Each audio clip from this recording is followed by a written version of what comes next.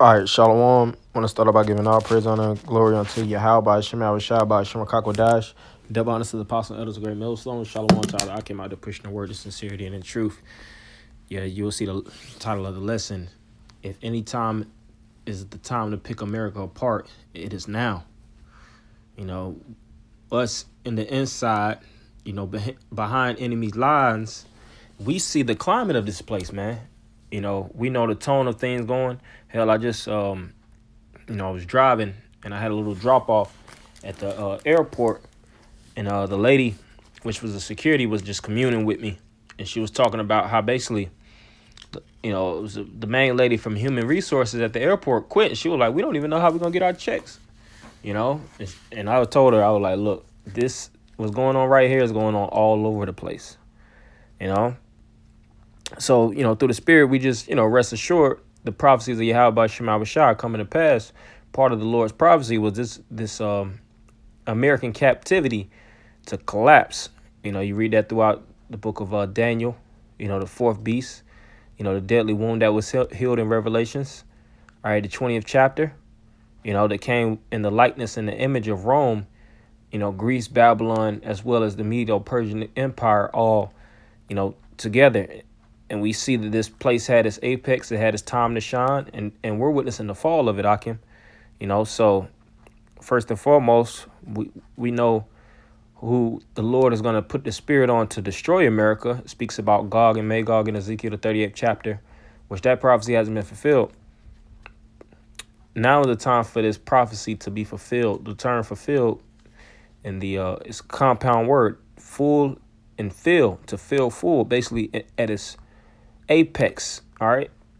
Now, you had even certain times in the scriptures where things would go down, but it wasn't at its apex. This is going to be the apex of times where these prophecies of Gog and Magog are going to be fulfilled. So this says Russia cut ties with NATO, closes Moscow office after 8 Russians expelled from alliance. Right. If brothers want to actually, watch the video, you'll see the commentary and things as such. But that's major news. So now we of course, previously we witnessed the Brexit, and actually France speaking on the same, up to par of actually pushing themselves out of the their treaties, the EU or whatnot. Now we're seeing Russia cut ties with NATO, which NATO, of course, is the North Atlantic Treaty Organization. So they're getting to the point where no ties are even affiliated, and it's going to get to the point where these different nations, because they have their own economic structure, they have their own, treaties and layouts where they can actually do business amongst themselves and keep themselves as a sustaining economy without without America in their back pocket.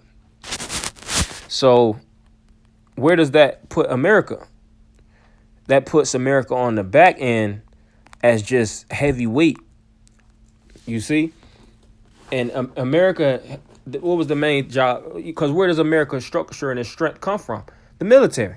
All right, that's the teeth that's written of in the book of Psalms. Break thy teeth, O Yahweh. Esau is known as the sword, and its major military basis of basically warfare is through America. Hell, how did America actually get their own independence? Through the force of the sword. You have the American Revolution, which the word revolution means to turn. But America is starting to be brought low. All right, that's in the book of Isaiah 14th chapter. This is Revelation 17 and 16. And the 10 horns which thou sawest upon the beast, these shall hate the whore, and shall make her desolate and naked, and shall eat her flesh and burn her with fire. Yeah, so they're starting to have a high level of enmity to the whore. All right, because the whore is the one that rideth the beast. The beast represents the European Union, all right, really NATO, the other nations, all right, Edomite nations, that have, basically came together as a cohesive front. You read that in Psalms, the 83rd chapter, mainly the EU and NATO, the 10 horns, all right. But that same beast is going to start to hate the whore. And Russia is not one of the 10 horns, all right, So, just to bring it home, That's the major nations that Esau has joined himself with, and that was basically the ones that was in ancient Rome too. You had Germania Major, you had Germania Minor. I think, if I'm mistaken, the Gauls, the Visigoths. You know, but in the times now, you had France. You had Britain, if I'm not mistaken, Luxembourg. It was the NATO nations that eventually turned to 28 nations. You know,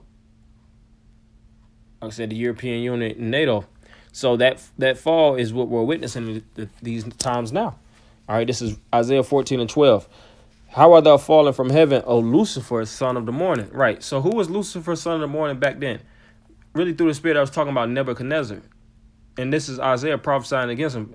Isaiah is not prophesying against the spiritual demon Satan. But this prophecy is being fulfilled with the new Luciferians, the ones that claim they have the light and the strength and the truth, is really Esau through his corporation, Babylon the Great. All right, Babylon meaning confusion, and that's the wickedness that was given into the hand, the wicked kingdom that was given into the hand of the wicked. All right, the wicked being Esau, he created this kingdom, Babylon, through his power, through his strength.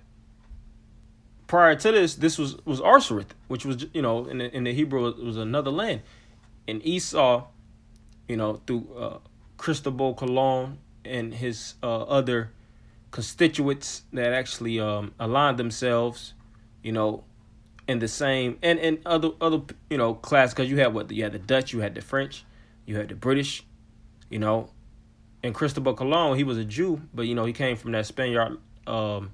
He basically got Spaniard finance. He had Spaniard financiers, all right, which was King Ferdinand and Queen Isabella. They helped push it, and we all know it all goes back to Amalek. But Esau rose to his apex. You see the 1492 to the 1500s, the 1600s, the 1700s, the 1800s. Esau started to really fulfill Job 9 and 24. All right?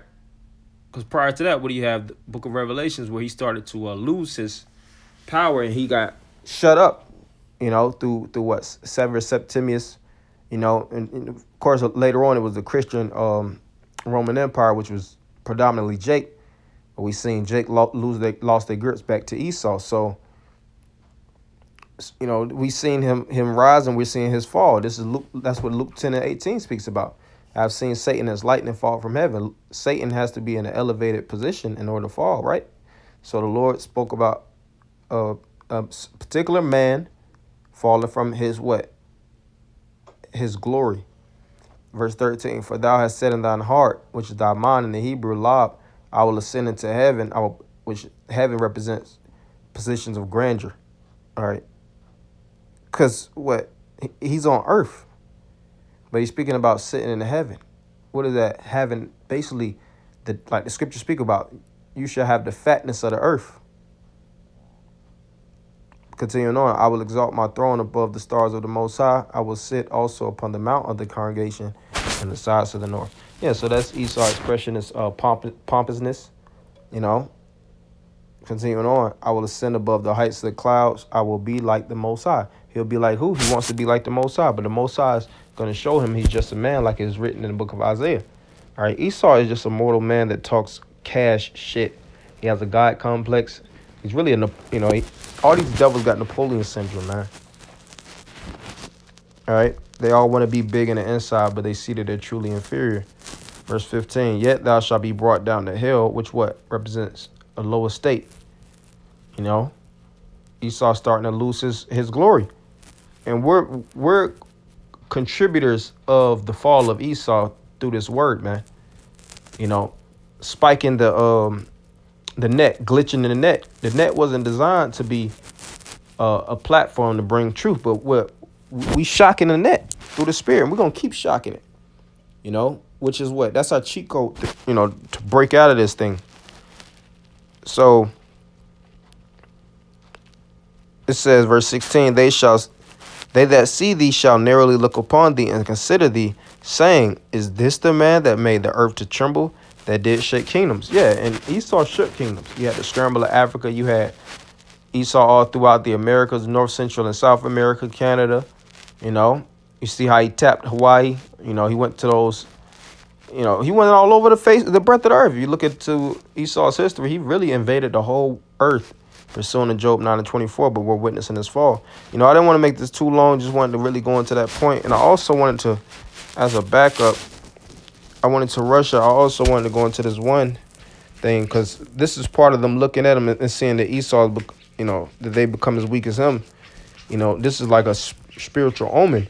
It says China's biggest movie, The Battle at Lake Shenzhen, shows them defeating the U.S. Army, becoming the country's biggest film ever at 769 million. Yeah, so that's the times that we're living in. All right, that's Ezekiel the 38th chapter. You know, coming to pass. You know, it speaks about, you know, basically Asia. You know, and them Chinese and Japanese are going to shoot missiles on America. That's why it speaks about, you know, they shall hate her and make her naked. All right, it speaks about the mother being confounded. But, you know, hopefully brothers will edify them by giving all praise, honor, and glory unto Yahweh, Shema, Shabbat, Shem, Kakodash, double honor to the apostle, elders, great millstone. Shalom, Akim.